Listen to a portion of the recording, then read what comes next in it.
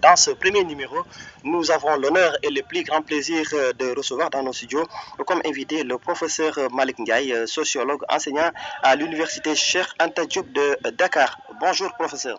Bonjour Monsieur Kandé. Alors professeur, vous avez participé au gouvernement de la seconde alternance avec Macky Sall comme ministre conseiller de 2012 à 2014.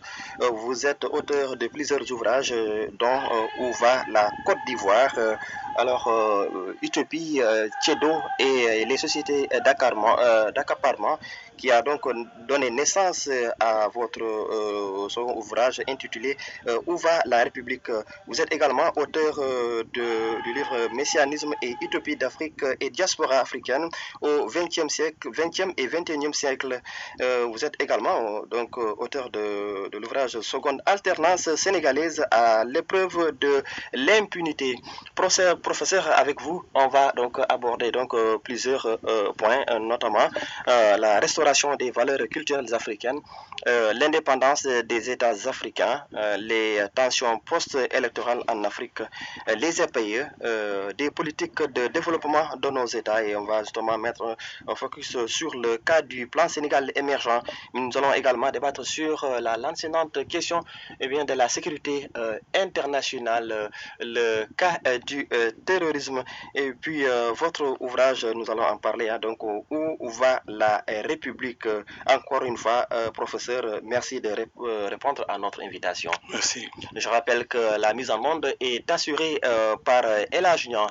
Alors, professeur, c'est vrai que vous êtes le premier invité de cette nouvelle émission. Connu pour sa lutte contre la partition de son pays par la France, de M. Pompidou et Chirac, ce grand Africain qui s'est battu pour conserver les richesses pétrolières de son pays, nous l'avons accueilli et nous l'avons mis en prison. Je vous parlais de M. Hissène Habré.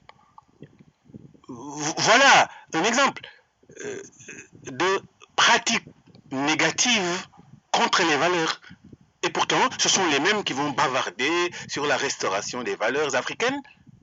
Mais les valeurs, donc, ne consistent pas dans des idées pour des meetings, pour des instances internationales, mais ça consiste dans des pratiques.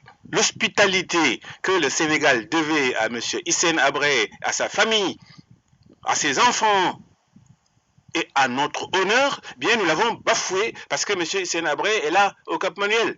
Vous voyez, et on nous sort des inepties relatives à l'Union africaine, aux différentes cours extraordinaires, etc. Parce que vous jugez que il faut que Hissène Habré regagne sa famille immédiatement et que les Tchadiens trouvent des solutions entre eux, mais pas que l'agenda des autres, encore une fois, vienne nous priver de ce grand homme. Donc vous n'êtes pas convaincu justement de la décision des chambres africaines? Je suis convaincu que ça a été vendu et acheté. Ah bon? Absolument, que c'est un procès acheté. Ah ben c'est évident, tout le monde le sait. Nous allons le prouver. Qu'est-ce que c'est que cette Afrique-là? C'est pour cela que le professeur Joseph Kizerbo disait à quand l'Afrique? Vous voyez, votre thématique est très bonne. Pourquoi pas l'Afrique? Mais Joseph Kizerbo disait à quand l'Afrique? C'est-à-dire que nous sommes encore dans une phase laquelle? De balbutiement où les élites désarçonnées, ne sachant plus où aller, piétinent et sont à la merci du premier aventurier venu. Soit d'autres phénomènes dont nous parlerons évidemment. Mais donc je voulais dire que les valeurs ne consistent pas dans des articles de foi qu'on décline. Les valeurs consistent dans des pratiques observables et mesurables. La question de l'hospitalité, la teranga, eh bien ça se pratique.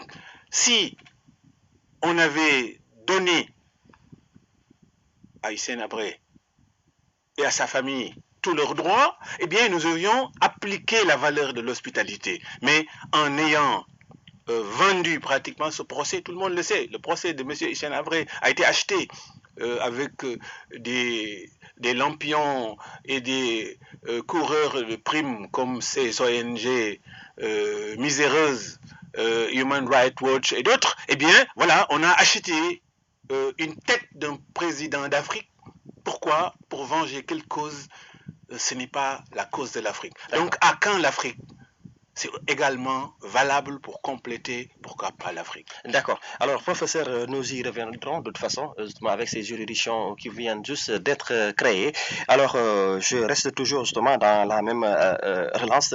Professeur, vous avez souvent fait référence à la révolution Torodo, donc avec Thierno Souleymane Baal.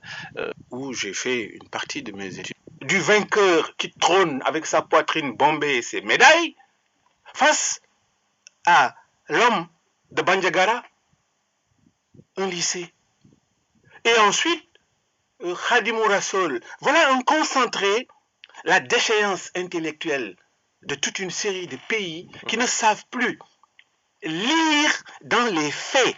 La statue de Faidherbe, il faudrait la déménager, mais évidemment, et renommer les choses. Donc, c'est nous qui avons élevé Faidherbe à ce stade, et nous observons toujours Faidherbe, et les hommes politiques passent comme ça, et regardent, et ils voient, ah tiens, c'est la statue de Faidherbe, mais nos hommes politiques ne comprennent pas ce que signifie la présence de la statue. C'est la présence de la statue qui est le déclin moral et intellectuel de tous ces peuples vaincus militairement par Faidherbe. Mieux, et donc vous n'êtes pas d'accord mieux, Mamadou Lamine Dramé a battu à plate couture Gallieni à Kongani. Moi, je ne suis pas soninké, mais je connais, j'ai vécu avec eux. Alors, Mamadou Lamine Dramé, mais qui parle aujourd'hui de Mamadou Lamine Dramé? On parle que de Gallieni. Et on peut multiplier les exemples. Donc, je prétends que les valeurs, en prenant le cas du président Hissène Habré et le cas de cette statue maléfique qui est à Saint-Louis, les valeurs, ce n'est pas de la théorie, ce n'est pas de la littérature. Les valeurs, c'est des pratiques. Il faut que nous commencions, comme le disait Joseph Kizerbo, à construire et à étoffer notre propre nat. Andu jamur du and. Si tu quittes ta propre centralité pour entrer dans le giron des autres, tu vas être leur instrument. Donc, l'Afrique aujourd'hui, des chefs d'État, c'est l'Afrique un peu en partie, jusqu'à un certain point, n'est-ce pas? L'Afrique de la capitulation. Heureusement que nous avons des personnalités fortes, comme Hissène Habré, qui ont dit « niet, niet ». Non,